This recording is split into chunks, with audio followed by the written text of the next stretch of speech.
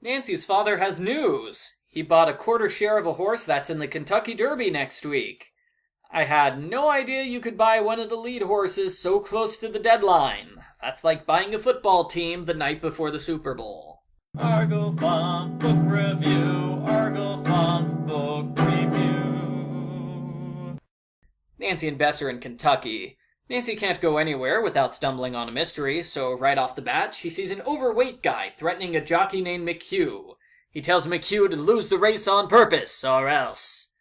We meet a lot of characters here, because there are 3 main horses, and each horse has a different jockey, owner, and trainer. It's almost like you have to take notes to keep track of everyone. Nancy's horse is Pied Piper, trained by Thea Rodriguez. The main competition is Flash of Lightning, who's owned by Eddie Brent. Eddie is a jerk who threatens people and yells a lot, so we can have dramatic cliffhangers. The favorite horse in the race is Toot Sweet. Her jockey is McHugh, and her trainer is Cam. Cam is our hot cover guy. Hi, Cam. He's kind of got a thing going on with Thea, but Laura, the horse's owner, also has a thing for Cam, creating a half-hearted love triangle.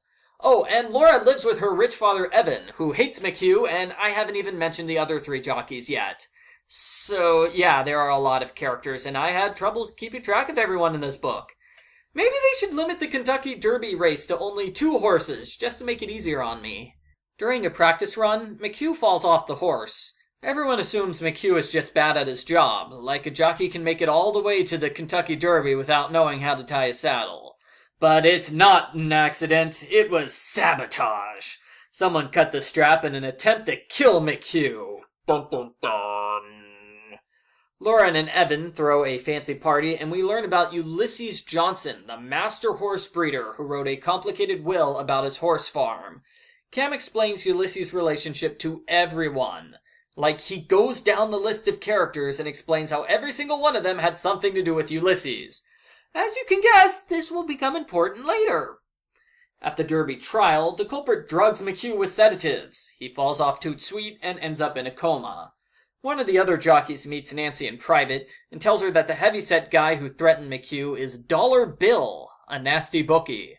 So Dollar Bill is now our best suspect. Such a good suspect, in fact, that he completely disappears from the book at this point and never gets seen again.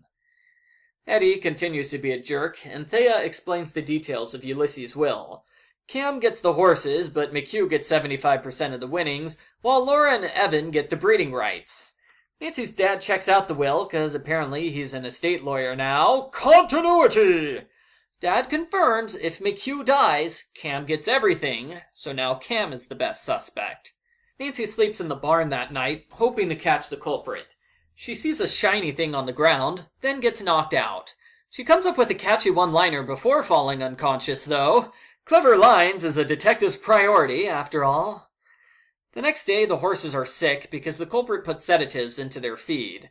There's a fancy party at Evan and Laura's house where everybody's mean to Nancy, because this is one of those books where everybody's a jerk for no reason, so they can be suspicious. The culprit puts sedatives into a jockey's drink.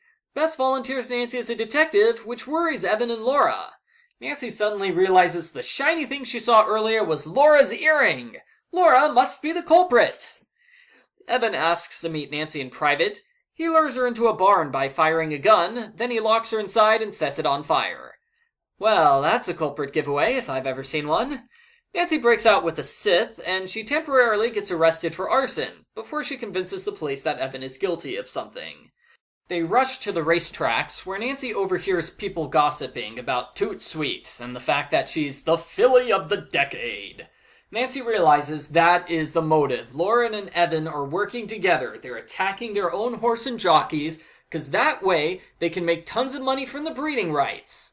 The general idea is that it's making the horse more famous if it gets through sabotage and still wins, but that's not a really good plan. I mean, people are already calling the horse the filly of the decade. It's already a famous horse.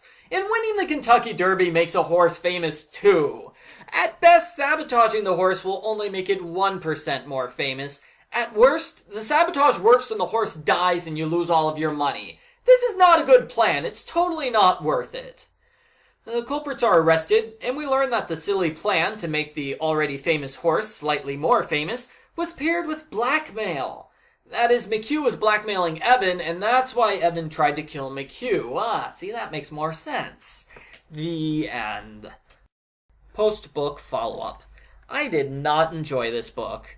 Maybe it's because I kept getting distracted, but I felt that there were too many characters, and I could not keep track of who everyone was and how they related to each other.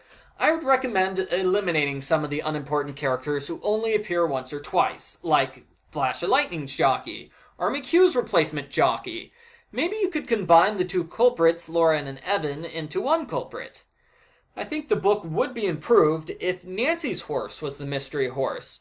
All of a sudden, Nancy has a personal investment in the mystery, instead of latching on to some other horse.